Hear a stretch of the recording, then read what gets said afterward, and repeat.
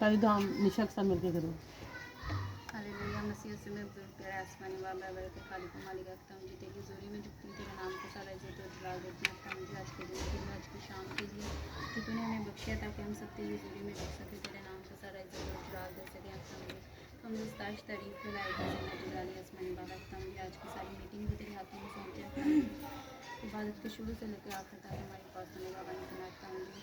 आज के कलाम के वसीला से हम सबको बड़ी बरकत देना रखता हूँ जी। रखता हूँ जी, नाम एक कान से सुनो, दूसरे कान से निकालो, जो कि उसका अमल करने वाले बने रखता हूँ जी। रखता हूँ जी, तो खादम के साथ होना रखता हूँ जी, कि भाई पास करने का मनी करना जिस तरह तुमने इनकी आने में हिफाजत की, इसी तरह इनकी जाने में भी हिफाजत करना रखता हूँ जी। रखता हूँ जी, जो भी